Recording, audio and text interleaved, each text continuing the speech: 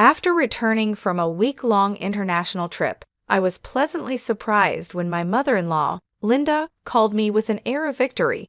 She mentioned something about a $30,000 windfall we had apparently saved.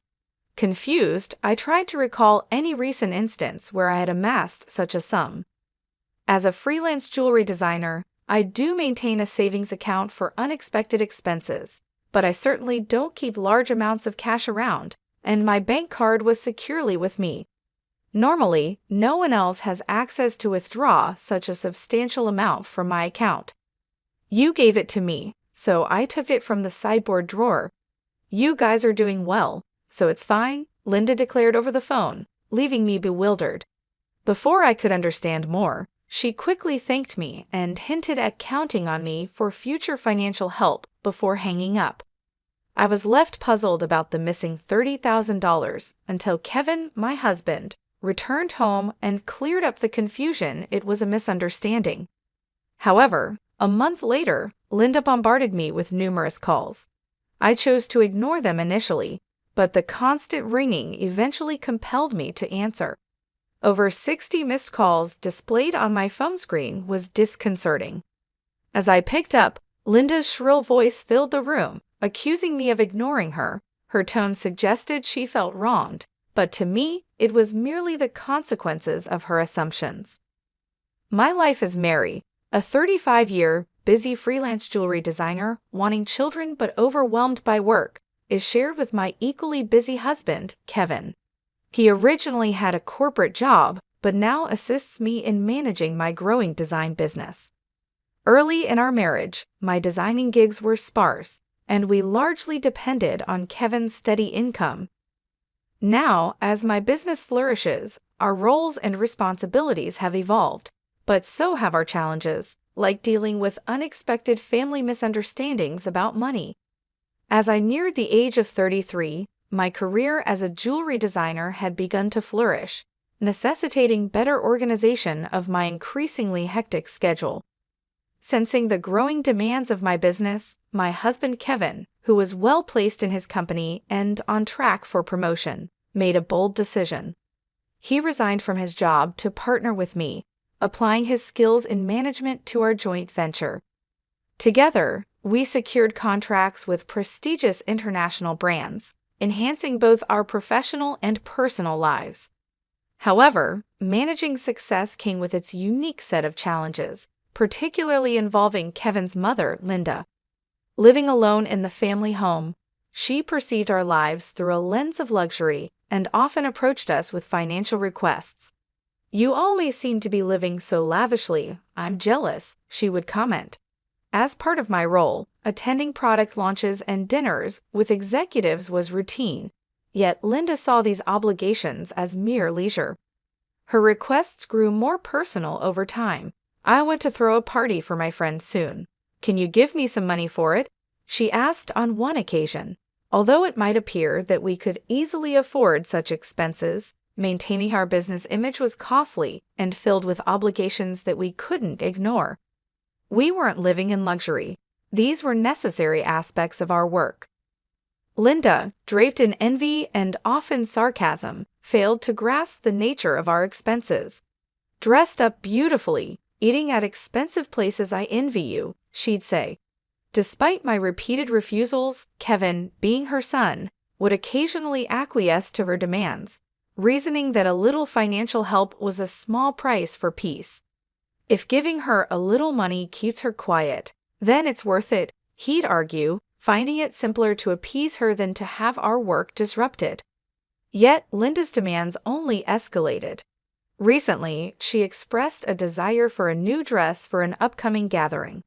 Just the other day, Linda came over and pestered Kevin. "Wouldn't a two-piece suit work? We've been asked to buy clothes before. There might be cheaper options, but what Linda wants is certainly not cheap," I explained. Her rebuttal was that it was a fancy party and she couldn't be the only one dressed in old clothes. Furthermore, she insisted on a matching bag, leaving us exasperated. To manage her frequent requests, Kevin had previously set up a credit card in Linda's name, instructing her to use it for her expenses. Initially, She overspent significantly and was cautioned by Kevin. Although he asked her to inform us before making significant purchases, she continued her extravagant spending. This pattern of financial demands has left both Kevin and I at our wits' end, trying to balance the delicate act of supporting family while maintaining the integrity and sustainability of our business. I discovered an exquisite ring and couldn't resist purchasing it, though I regret not informing you beforehand. Unfortunately, the bill was exorbitant. If spending is going to be this unrestrained, perhaps it's best to return the card. We simply cannot cover these costs. The credit card was in Linda's name, but Kevin was the one managing and paying the bills. Linda seemed to misunderstand the purpose of the credit card, treating it as if it were an unlimited resource. She didn't grasp that every purchase made would eventually need to be paid for, and since the money wasn't coming directly from her own pocket, she continued to use it freely.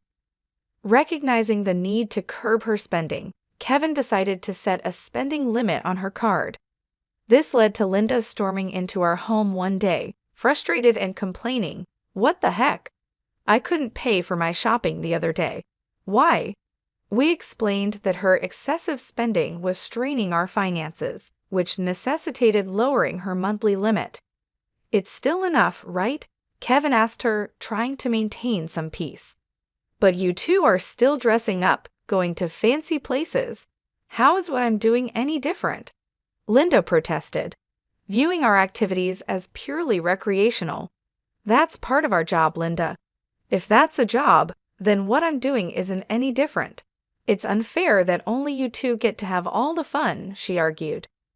While it's true that our work involves attending product launches and parties in luxurious venues, these are professional obligations, not leisure activities. Despite her misconceptions, setting a spending limit on Linda's credit card seemed to have calmed the situation somewhat. Occasionally, Linda would visit and air her grievances to Kevin, but overall, life proceeded without major disruptions. As the end of the year approached, an exciting opportunity presented itself. A foreign brand manufacturer approached me with a proposal to expand our business dealings by relocating our base overseas. The prospect thrilled me, as it could potentially elevate me to the ranks of top-tier designers. Kevin, ever supportive as my manager, was all for taking the leap. "It's a chance we have to take," he affirmed. However, the prospect of moving abroad brought a new concern Linda. Given her past behavior, it was a legitimate worry that she might insist on joining us overseas. The idea of living internationally was appealing, yet the thought of dealing with Linda's demands in a new country was daunting. When we shared our plans to move overseas for work with Linda that weekend, she responded exactly as we predicted. "I want to come too," she declared, assuming our move would be an endless vacation. Kevin tried to clarify, "We're going there for work. It won't be leisurely life as you think." But Linda was skeptical. "You're trying to trick me. You plan to live even more lavishly there without me watching." "We're not moving there permanently. We'll come back after our work is done," I explained, trying to ease her concerns. Yet, she retorted, "You're saying that, but you're planning to leave me behind, aren't you?" Exhausted by this repetitive argument, Kevin and I were both weary. In an attempt to compromise, Kevin suggested, "Okay, we can't take you with us, but how about we pay for a week-long trip for you instead?" Linda perked up at this. "Really? Are you sure?" "We'll cover your flight and hotel, but you'll need to manage the rest," Kevin affirmed. Pleased, at least for the moment, Linda left our house half-happy. However, the peace was short-lived. A few days later, while Kevin was preoccupied with the overseas move arrangements, Linda dropped by unexpectedly. "Hey, Mary," Kevin said that, "but I want to shop over there too. Can you give me some money?" she asked. "What about the card that Kevin gave you?" I inquired, knowing she had a designated credit card for such expenses. Linda's face fell. "That's the thing. Kevin finally took it away from me the other day.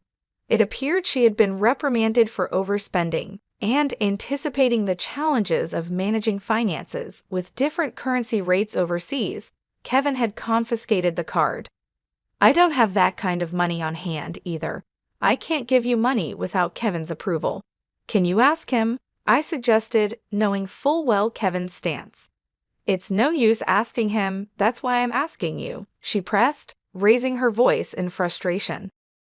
Linda did end up going on a 10-day trip abroad, which I assumed Kevin managed to fund somehow.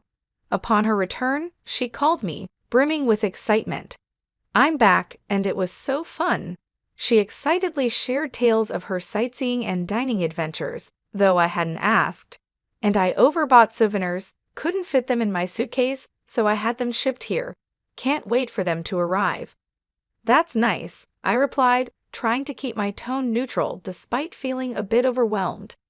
Thanks to the money you saved up, I had a blast, she exclaimed.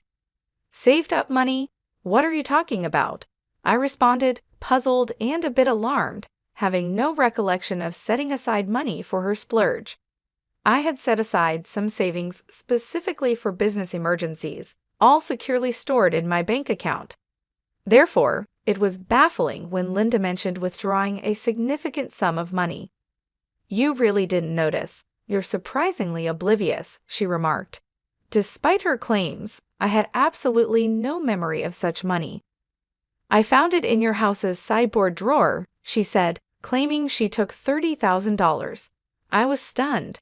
Why would such a large amount of cash be stashed away at home, especially not in a drawer where anyone could find it?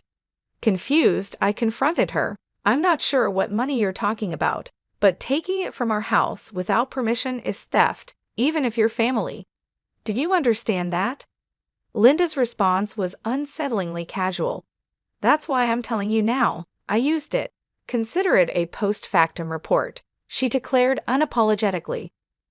I have no idea about this money, but if you took it and used it without telling anyone, that's a crime. And if it was something Kevin had set aside for an important transaction, it's even more serious, I explained, trying to make sense of the situation. Despite this, there hadn't been any noticeable disruptions in our business finances during her trip. You two live so extravagantly, so why can't I have a little of that? Think of it as doing a favor for your parent. It's not a big deal, right? She rationalized, showing a sense of entitlement that was hard to comprehend. It's one thing to ask for help from your son and his wife, but this is not how you should behave after taking someone else's money, I replied, still in disbelief. I'm glad you enjoyed your trip, but I'll have to discuss this with Kevin when he returns. Kevin will understand. After all, I'm his only mother, and $30,000 isn't much to him, she assumed. All right, I'll pass the message along, I said, astounded by her lack of awareness. Later that evening, when Kevin came home, he looked troubled. Mary, do you know about the money I left in the drawer? He asked urgently.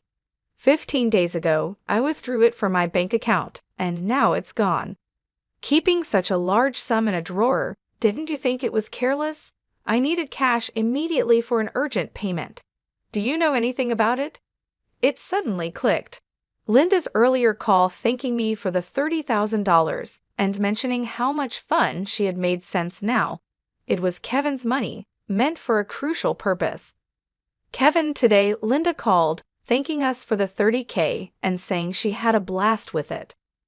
I didn't understand what she meant until now, I explained, piecing everything together. So it was Kevin's money, but what was such a large amount meant for? Hey, if it wasn't for a business payment, we've been doing bank transfers for a long time, right? Why cash all of a sudden? I questioned, trying to understand the whole scenario while dealing with the ramifications of Linda's actions. I was aware it was Kevin's money that had disappeared, but the full context was still unclear to me. Linda, it turned out, had taken the money without informing us, and I needed to understand why. What do you mean? I asked Kevin, puzzled by the situation. Kevin began to unravel the backstory.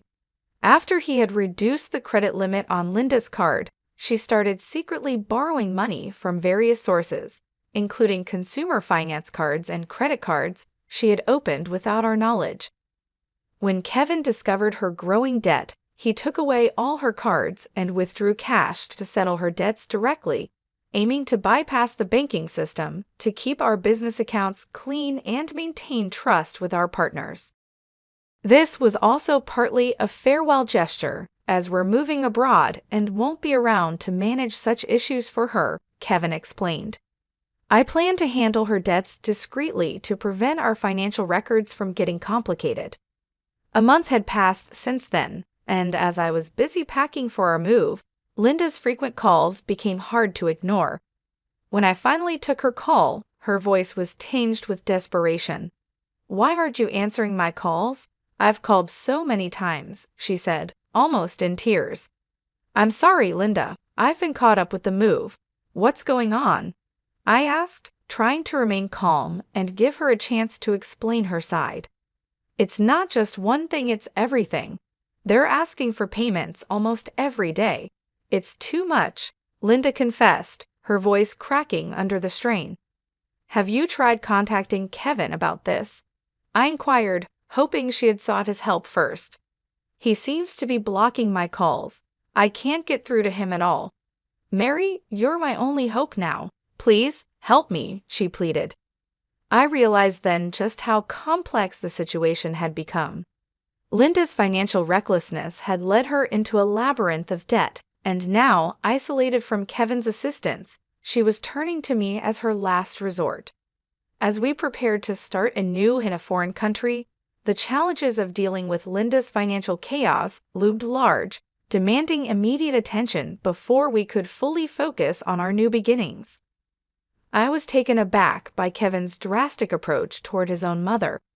If he had used the prepared funds to directly settle Linda's debts, this distressing situation might have been avoided. Instead, Linda was now overwhelmed with collections letters and relentless calls from finance companies and consumer lenders. It was a scene reminiscent of something from a dramatic film, one I had never expected to witness in real life. "I'll talk to Kevin, but I can't guarantee what he'll do. A son should help his mother in trouble, right? Please ask him for me," Linda pleaded at the end of our conversation.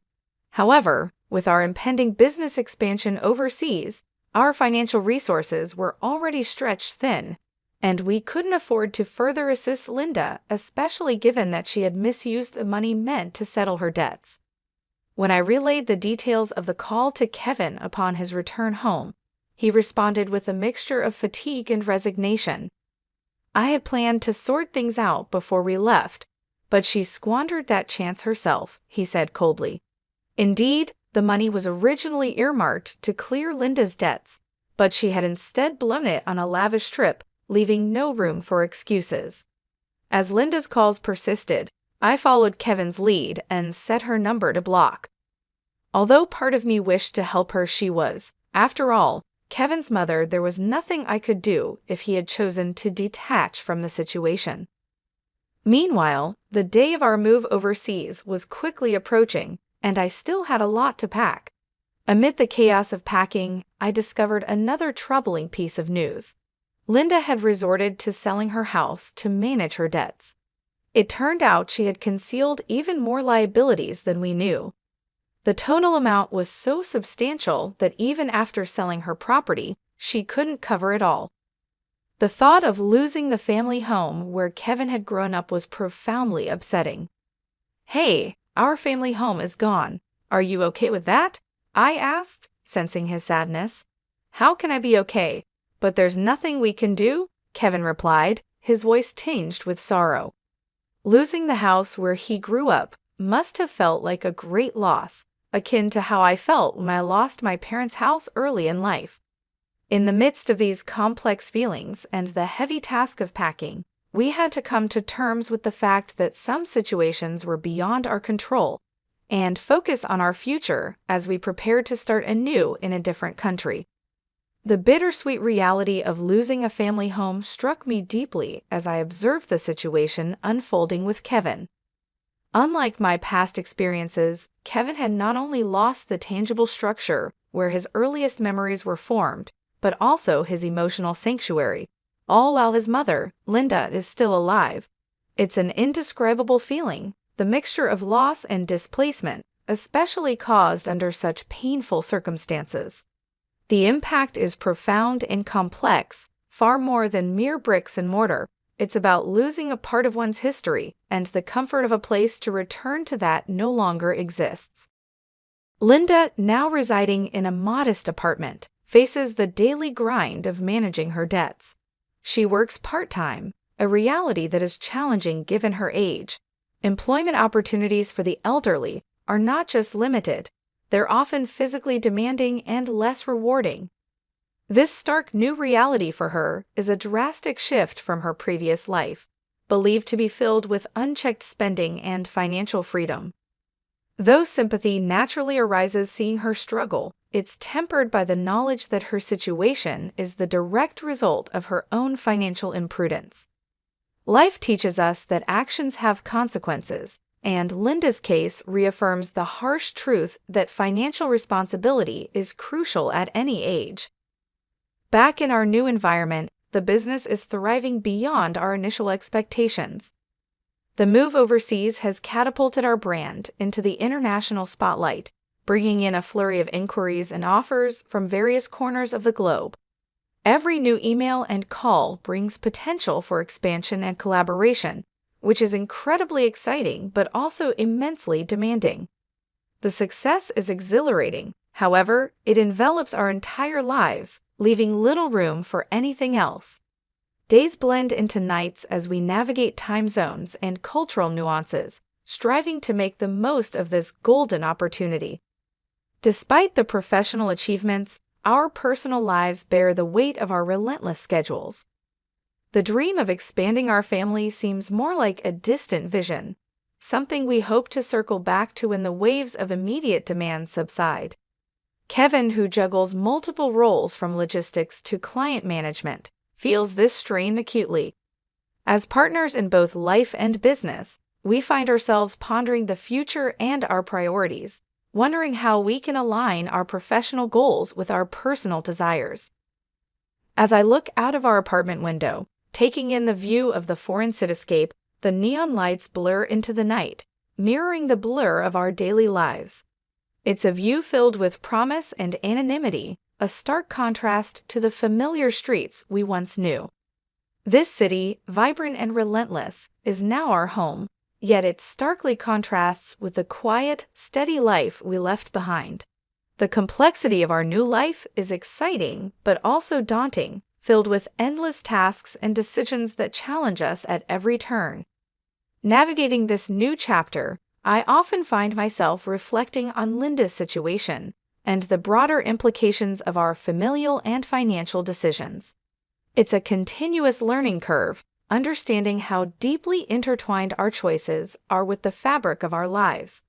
Each decision, each sacrifice, and each success shapes not just our immediate circumstances, but also the legacy we leave behind. As we build this new phase of our life, we remain mindful of the delicate balance between achieving success and maintaining the relationships that define who we are beyond our business achievements.